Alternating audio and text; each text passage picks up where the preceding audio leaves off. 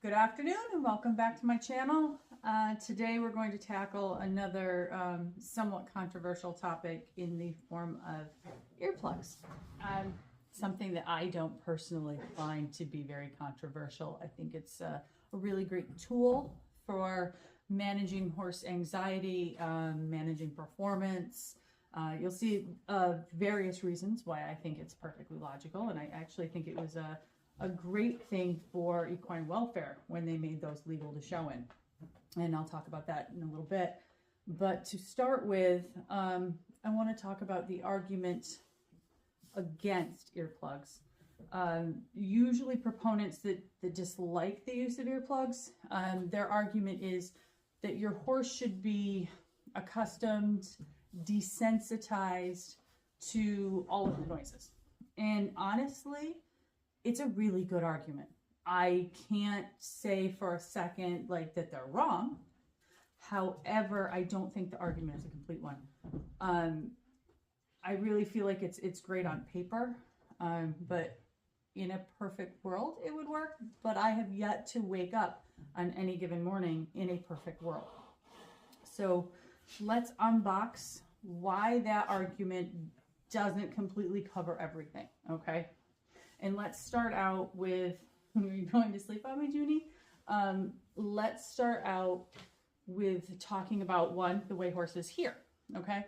They've got these great big sound towers on their head, or, some have little sound towers, but they're basically like a satellite dish that swivels around to catch sound from all sorts of directions. Got one on each side. They can hear at least twice as much as a human. And they can hear from lots farther than a person. So that basically means, they've evolved to hear a lion or a tiger or a mountain lion, whatever, some predator slinking through the grass as quiet as possible, coming to eat them. That's something that they've evolved so that they can survive. So one, their hearing is extremely acute, so we can't really judge off our own. And two, horses, when the way that they learn, by any study that's been done, will tell you that horses' IQ is equivalent to anywhere from a 3-year-old human to a 7-year-old human child. And that's a pretty wide variety. The one thing they agree on, though, is that they don't understand some of the more complex adult learned topics. And also, they agree that horses tend to also exhibit what we would consider autistic type behaviors, neurodivergent behaviors, in the way that they learn certain things that they do. Like, for instance, let's say you may know someone that has a touch of autism that can't handle an overload of stimulus, right? Being in a super noisy environment just puts them over the edge. There are some people, whether they have been diagnosed with any sort of neurodivergence, can't handle certain noises, like people chewing, nails on a blackboard, nails being filed. So we accept that in people. It is not a big stretch, and studies have backed this up, that horses are the same way. So you're basically looking at right here, you're looking at we'll split the difference between 3 and 7. We're going to say a 5-year-old autistic toddler, right? So knowing that that's how they rationalize, how they think, how they learn, that's their IQ level, you really need to approach your horse as such, right? So you would never take a child or even an adult that is struggling in a noise environment for whatever reason, like I said, neurodivergence, autism, whatever, but you would never take that person that is struggling and say, just deal with it. Why would you do the same for your horse, right? You would give that person the benefit of the doubt. You're going to give them the tools they need to deal with it and gradually maybe work up on their acceptance. But to start with, you're going to help them out. And it really should be the same way with your horse. And that's all earplugs do. They take and they turn that dial from 12 or 20 and they turn it down to like a manageable 5. So, you know, your horse that is struggling to focus in a noisy environment, and suddenly you've dulled the stimulus down, and suddenly they're like, I can accept this, I can be here. Even if you don't have an issue per se with noise, consider for a second yourself. Say you're plunked down in the front row of a rock concert and they want you to take a test in advanced calculus. How well do you really think you're going to do? Probably not well. There's just going to be entirely too much stimulation going on. So even if we're not talking about helping a horse in their anxiety level with coping with something, you can help their performance, say at a horse show, by dulling that stimulus level down. So like if you find a horse show at a venue noisy, say a rodeo, I've been to plenty of county fairs where there's literally, we've had demolition derbies, we've had tractor pulls, we have had snowmobile races right next to the riding arena. For the sake of that horse's hearing alone, much less their focus and a variety of other things, their anxiety level, you know, you're looking at ulcers, you're looking at all those things. Earplugs in those situations can just be absolutely a godsend for your horse. Lastly, I want to talk a little bit too about how horses learn by association. So say you have a horse that's been great about fireworks its whole life, and suddenly, you know, you get a surprise fireworks display. Your neighbors put one on. Maybe it's not even on the 4th of July, but they've got a party, and your horse, which is normally fine, maybe it's not even your horse that spooks. Maybe it's another horse in the pasture with your horse that spooks, and your horse spooks at that other horse spooking. Just as, you know, a firework goes off, they slip in mud, pull something, right? Pull something that's bad enough and painful enough. They're three-legged and they end up on stall rest.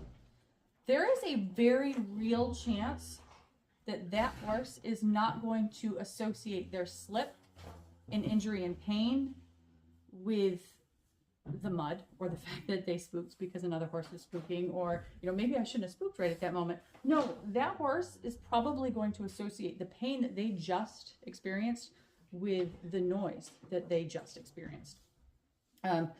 Let's take this girl, my little June bug, as a perfect example of associative learning. This has nothing to do with auditory reasons or earplugs, but this is a great example. I got June bug in July. June bug had come from the Amish. She's actually a Morgan, but she came from the Amish, never had experience with electric fence. She is, however, extremely fence respectful. So I put her in what is essentially an isolation paddock for us. And next to the isolation paddock is an electric fence that she can touch. On the other side of that electric fence was my 2 mini donkeys. Now, she had never seen mini donkeys. You know, she's seen cows, she's seen sheep, she's seen all those things. Mini donkeys were new. So I have a white mini donkey and a chocolate mini donkey. And the white one is super friendly. He's a love bug. His name is Charlie. And so everything was fine. She went nowhere near the fence to start with. I just happened to walk back out, so I got to see this in action. And the white donkey Charlie was coming up to the fence to say hello to Junebug. And Junebug, for her part, was super interested in saying hello to Charlie. She was, in fact, so focused on that donkey on the other side of the fence that she forgot about the fence coming up. She literally walked nose first right into a strand of fence, put that nice electric fence right between her nostrils. And she was sure, because her focus was on that donkey, that that white donkey had just electrocuted her. So from that day, like I said, we got her in July, and now we are at the beginning of November. So from that point forward, she was terrified. She was terrified of both donkeys, but really terrified of the white donkey, because apparently the white donkey is electric and he will reach out and zap you if you get too close. We have worked pretty diligently in getting her to accept that those two donkeys are not going to kill her. They can look at her now. They can be paddock next door now. In fact, she can now live in the same barn with them and walk past their stall. Granted, she leans to the side. She doesn't want to be too close. she had made that association that donkeys are electric. The fence is also electric. We have come to that conclusion by testing it again. But she's still convinced the donkeys are electric.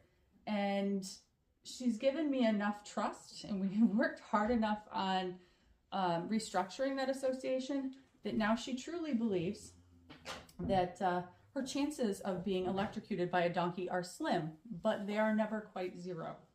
And they will probably, in her mind, never ever be zero, because in her head, electric donkeys will always exist, because once an association is made in a horse's mind, you're never going to 100% break it.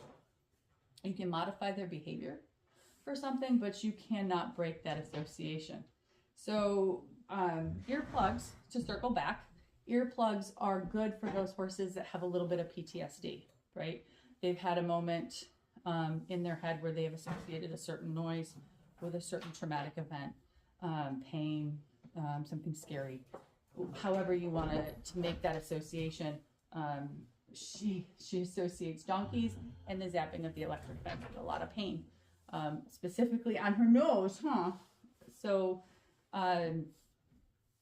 for that reason, trauma response reason, earplugs are also a serious boon to your horse's well-being. I have a few brands that we use here. Rarely do I have any that I have to use on the horses in here in the barn on the regular, except maybe, hi honey, maybe when snow is falling off the roof or ice is crashing, sometimes during construction type events, like when the neighbors felling trees. They are not even a football field away. And so when they were building and knocking down trees, I did find a couple of the horses benefited from having earplugs in. But aside from that, we primarily use them at horse shows. Like I said, we've had shows where they're doing car races. The entire infield pit is right next to the show arena. Even the revving of the engines during a dirt track race will get some of the youngsters going. So we find earplugs extremely beneficial in those instances as well. And in those cases, I do have certain brands that I like. I like the Plugs brand. I find them to be a little tackier, a little harder for the horses to shake out of their ears. They're squishier, so it's easier to get them in their ears, and I feel like they're probably more comfortable for that reason, and they're easier to clean. And if I remember, I will put that Amazon link in the description. And while you're at it, when you go down to read that, if you click on subscribe, I would greatly appreciate it. And we'll be back in a few days with another topic. Thank you guys.